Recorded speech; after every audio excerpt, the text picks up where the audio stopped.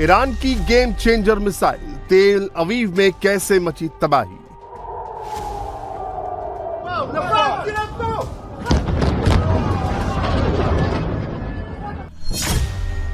Tehran की खतरनाक मिसाइलें मिनटों में कैसे हो रहा धुआं धुआं।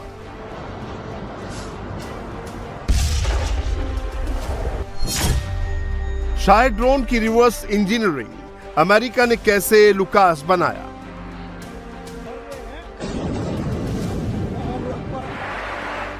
मिडिल ईस्ट का महायुद्ध अब सबसे खतरनाक मोड़ पर आ गया है। ईरान की क्लस्टर बम मिसाइलें अब इजराइल के आबादी वाले हिस्से में गिर रही हैं।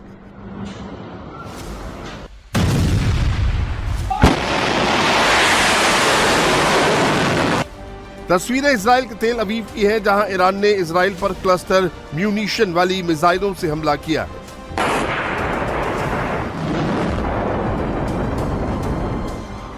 इस हमले के बाद इजराइल के कई जगहों में धमाकों की आवाजें सुनी गई और कई इलाकों में सायरन बजने लगे।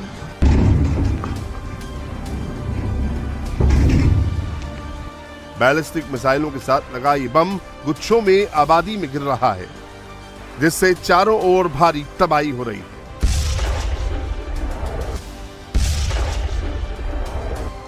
ये क्लस्टर बम वाली मिसाइलें इतने डेंजरस है कि इसकी मार से इजराइल भी करा उठा है। इजराइल और अमेरिका की चिंता बढ़ गई है।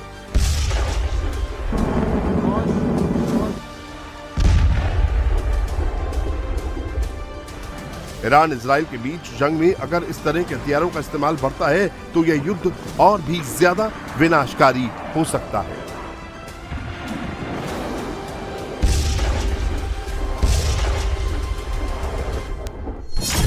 क्लस्टर मिसाइल एक खास तरह की मिसाइल होती है, जिसमें एक बड़ा वॉरहेड नहीं होता बल्कि कई छोटे छोटे बम भरे होते हैं।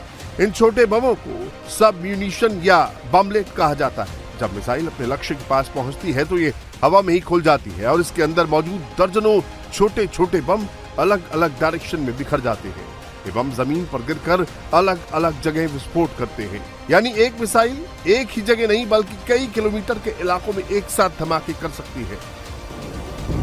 यही वजह है कि क्लस्टर हथियारों को बेहद खतरनाक माना जाता है, क्योंकि इनसे सैन्य ठिकानों के साथ साथ सिविल इलाकों को भी भारी नुकसान हो सकता है।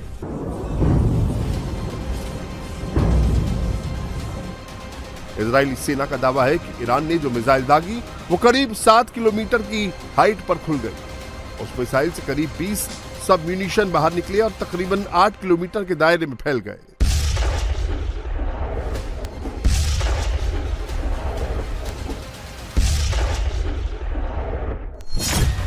क्लस्टर हथियारों का सबसे बड़ा खतरा उन बमों से होता है जो गिरने के बाद फटते नहीं हैं।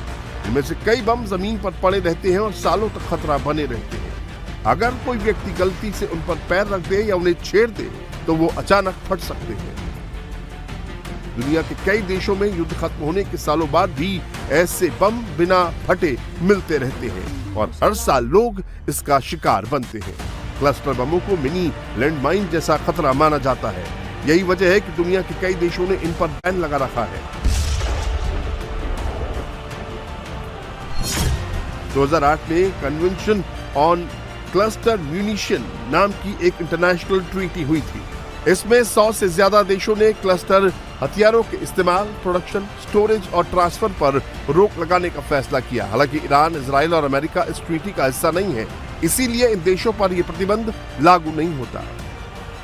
ईरान के पास कई बैलिस्टिक मिसाइलें हैं जो खतरनाक क्लस्टर म्यूनिशन से लैस हैं, जो इजराइल के किसी भी कोने को टारगेट कर सकती है।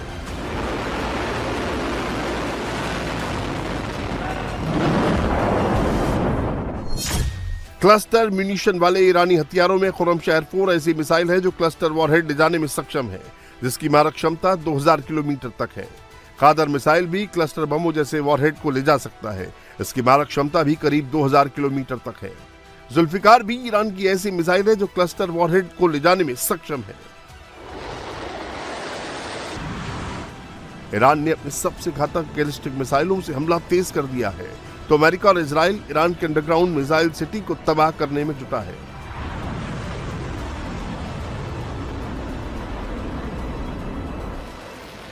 ईरान के मिसाइल लॉन्चिंग और मिसाइल प्रोडक्शन यूनिट्स को लगातार टारगेट कर रहा है।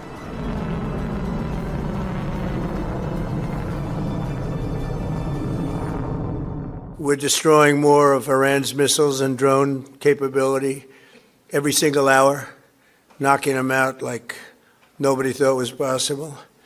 As soon as they set off a missile, within 4 minutes, the launcher gets hit. They don't.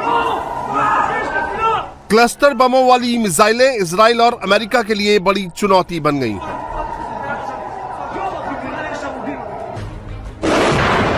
अगर एक मिसाइल हवा में खुलकर कई सब म्यूनिशन गिराती है तो उसे रोकना काफी मुश्किल हो सकता है। यही वजह है कि अमेरिका और इजराइल का मुख्य फोकस अब ईरान की मिसाइल लॉन्चरों को खत्म करना है। अमेरिकी फाइटर जेट्स लगातार ईरान की नेवी, एयरफोर्स और मिसाइल फैसिलिटीज को टारगेट कर रहे हैं।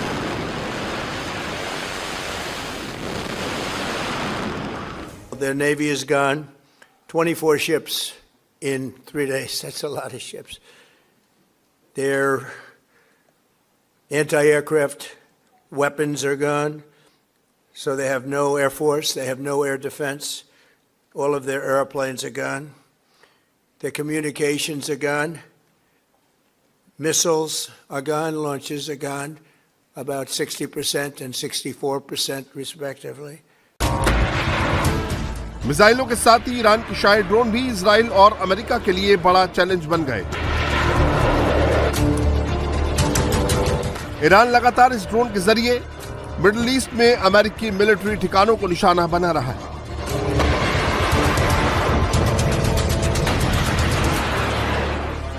शाही ड्रोन के जरिए गल्फ कंट्रीज के अमेरिकी एम्बेसी पर हमले कर रहा है, तेल ठिकानों को टारगेट कर रहा है। लेकिन इसके लिए अब अमेरिका ने नई काट निकाल दी।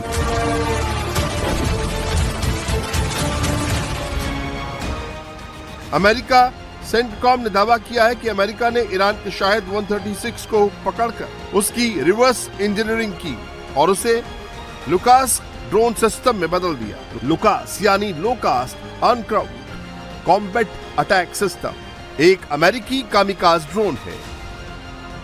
अब अमेरिका उसकी तकनीक से ईरान पर हमले कर रहा है, जिससे ईरानी ड्रोन और मिसाइलें हमलों की क्षमता में भारी गिरावट आई है।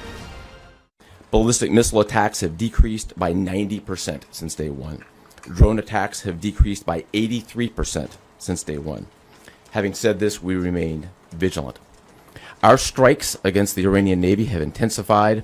You may have heard the president say just a little while ago that we have sunk or destroyed 24 ships. That was true at the moment. We're now up over 30 ships.